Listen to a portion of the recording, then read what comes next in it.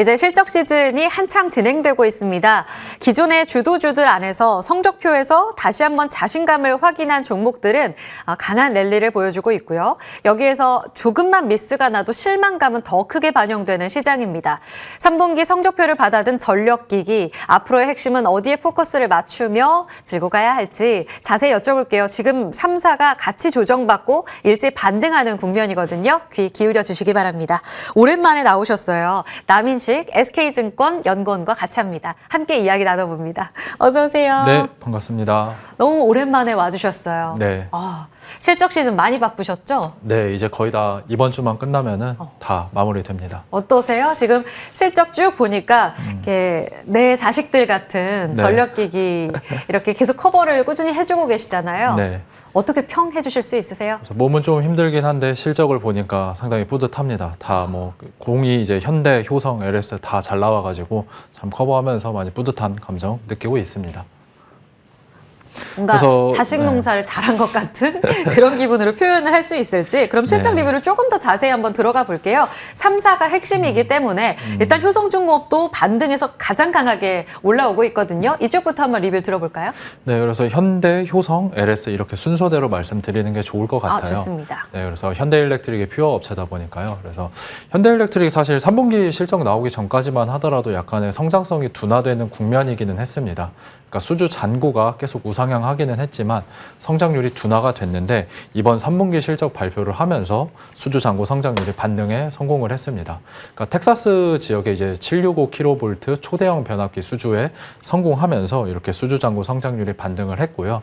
그리고 관세 이슈 역시도 제가 그 전에 나왔었을 때 크게 걱정할 필요 없다라고 말씀드렸는데 맞아요. 이번 실적에서도 사실 관세를 무시하고서 영업이익률이 성장하는 모습 보이고 있습니다.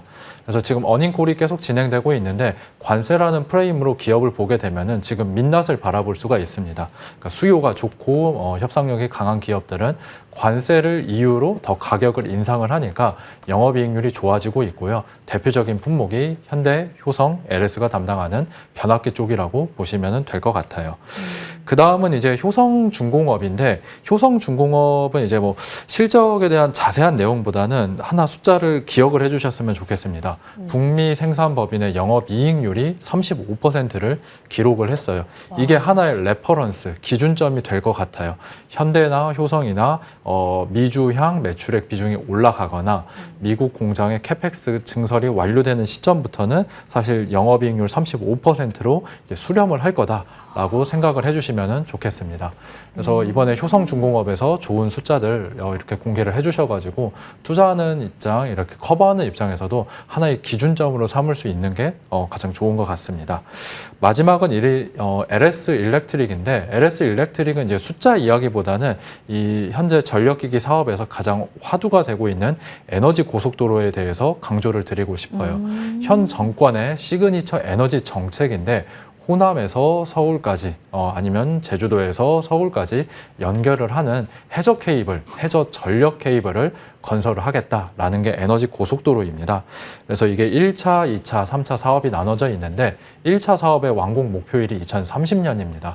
그리고 현 정권의 마지막 연차가 2030년이다 보니까 정부, 기업 그리고 모든 이해 관계자들이 사실 이 에너지 고속도로에 다 달라붙고 있다라고 보시면 될 것 같고요. 그래서 LS 일렉트릭 같은 경우에도 GE 버노바랑 이제 협업을 해가지고 에너지 고속도로에 뛰어들 계획입니다. 그래서 이 에너지 고속도로에 대해서 계속해서 사업이 진전이 되면 될수록 사실 전력기기 기대감을 자극시킬 수 있다 보니까 이 사업 역시도 주목을 해주셨으면 좋겠다 말씀드리고 싶습니다.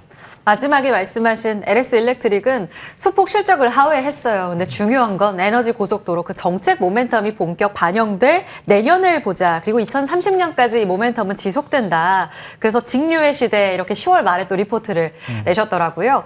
LS 일렉트릭 포함해서 3사의 리뷰를 먼저 들어봤습니다. 기억하시죠? 지금 조금 전에 이야기를 해주신 대로 효성중공업이 보여준 북미의 이 법인 영업이익률 OPM이 35%, 요것이 기준점이 됐다. 이게 내년에도 아주 중요한 키워드로 작용할 가능성이 있겠습니다. 자, 그러면 내년 이야기 바로 받아서 가볼게요. 에너지 쪽 다 커버를 해주고 계시는데요. 전력기기, 이번 올해를 쭉 놓고 평가해 본다면 사실 뭐 재평가, 주도주, 뭐 독주 다양한 표현들 가능할 것 같아요. 네. 올해 한 줄 평가는 어떻게 하실 수 있으세요? 올해 좋았는데 내년에도 훨씬 더 좋아질 수 있다. 그리고 주가 차트만 보고서 여기서 꺾는 비싸다 이제 비싸다라고 판단하기보다는 오히려 더 눈높이 그 기대감을 올려도 좋다라고 말씀드리고 싶습니다. 오. 그래서 이제 저는 이제 2025년부터는 전력기기 2차 사이클이 시작이 됐다라고 말씀드리는데 1차 사이클은 바이든 정권 때 2022년부터 2024년입니다. 이때는 신재생 에너지 수요 그리고 노후 교체 수요로 인해서 이 변압기 사이클이 시작이 됐는데 2차 사이클은 트럼프 정권 들어서 2025년부터 시작이 되고 있고요. 가장 큰 차이는 수요가 훨씬 더 강합니다. 그러니까 미국의 발전기 건설 자체가 압도적으로 증가를 하고 있다 보니까 그 뒷단에 있는 전력기기의 수요가 1차 사이클보다 훨씬 더 강할 거다라고 말씀드리고 싶어요. 그래서 1차 사이클 때는 발전기가 건설은 많이 됐었는데 YOY 전년 동기 대비해서 성장률이 그때 당시에 한 10에서 20% 왔다 갔다 했습니다. 근데 지금 미국에서 발전기가 한 100기가 총 250기가와트 건설되고 있고 성장률로 치환을 하면은 한 40에서 50% 정도 지금 성장을 하고 있다 보니까 2차 사이클 훨씬 더 강하다라는 거를 말씀드리고 싶어요.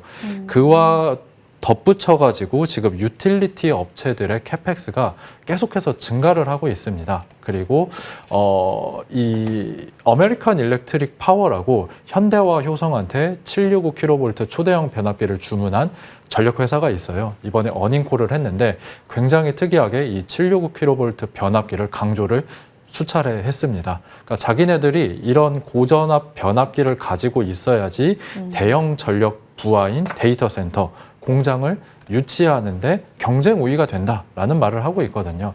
그래서 이렇게 유틸리티 업체들이 공격적으로 투자하는 지금 이 순간에도 이제 계속 뭐 전력기기 사이클은 진행이 될 수밖에 없다라는 거를 다시 한번 말씀드리고 싶습니다.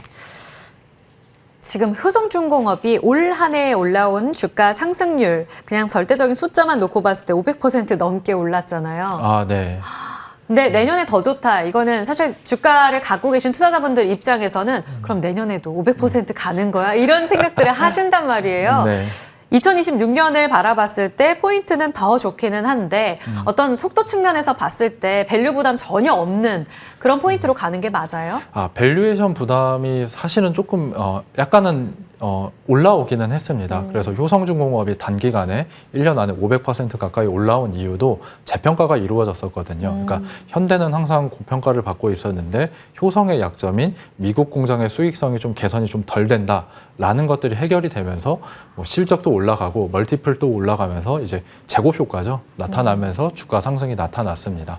그래서 제가 타픽으로 일진전기를 말씀드리는 이유도 일진전기가 지금은 멀티플이 타사에 비해서 약간 낮기는 한데 수익성 개선이 되면서 실적도 좋아질 거고 멀티플도 개선이 되면은 주가 상승률이 훨씬 더 다른 3사에 비해서 강할 거다라고 말씀드리고 싶습니다. 아, 이렇게 또 최애를 스포일 하셨는데 네. 사실 연초에 나와주셨을 때도 일진전기 이야기를 강조해 주셨었거든요. 타픽에 대한 구체적인 TP는 좀 말미에 한 번 더 짚고 넘어가 보도록 하고요. 지금 연간 전망에 있어서 밸류 이야기까지 해본 건데 그 연간 전망 이야기에서 전격전이라는 단어를 리포트에서 쓰셨습니다. 이거 어떤 의미 있나요?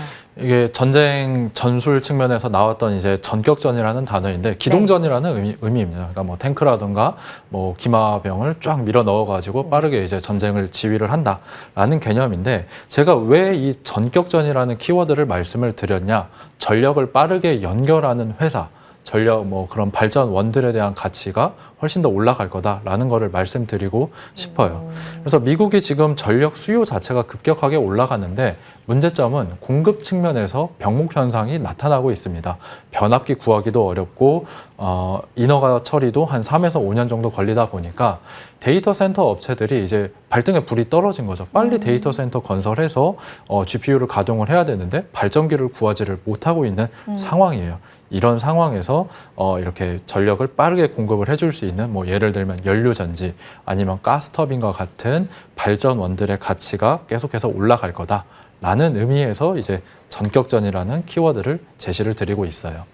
발전원의 재평가, 네. 전격전이라는 키워드가 암시하는 그 내용을 들어봤어요. 그런데 여기에서 이야기가 나오는 게 부지 안에서 전력 생산 맡아서 하는 온사이트 발전이라는 단어도 생소하게 좀 들렸거든요. 알고 계신 분들도 계시겠지만 이게 전력기기, 이 변압기, 그리고 가스 발전, 발전원을 이해하는 데 있어서 왜 중요한 건가요? 그래서 온사이트 발전이라고 하니까 약간 좀 어렵기는 한데 이제 네. 쉽게 말씀드리면 현장 발전이라고 생각을 하시면 돼요. 데이터 센터 옆에다가 바로 발전기를 건설을 하자라는 게 온사이트 발전, 현장 발전, 뭐 비하인드 더 발전 이런 거라고 생각을 해주시면 됩니다. 그래서 아직은 이게 용어가 좀 정립이 안 됐다 보니까 저는 현장 발전이라고 말씀을 드릴게요. 그래서 왜 현장 발전이 지금 떠오르고 있냐? 그래서 연료전지의 수요가 왜 올라가고 있냐라고 하면은 앞서 말씀드렸던 것처럼 지금 데이터 센터는 빨리 전력 공급을 받아야 되는데 네. 연료전지는 빠르면 한 3개월 안에 설치 가능하고 전력을 공급받을 수 있다 보니까 연료전지에 대한 가치가 올라가고 있습니다. 그래서 블룸에너지의 최근 주가도 이렇게 올라가는 이유도 그쵸. 이런 배경을 이해를 해주시면 왜 올라간지 이해를 해주실 수가 있겠죠. 마지막으로 시간이 좀 아쉽네요. 일진전기 탑픽 전략이 목표가 지금 더 올리실 가능성도 더- 있을까? 47,000원 보시네요. 네네, 이미 뭐 그 목표 주가를 뚫었고 3분기 실적 나오면 네. 다시 한번 평가를 해야 네. 됩니다. 근데 캐펙스 증설 효과 이제 네. 생각하면은 일진전기가 제일 알겠습니다. 탑픽입니다. 네, 남은식 SK증권연구원과 함께했고요. 같이 인사드리겠습니다. 고맙습니다.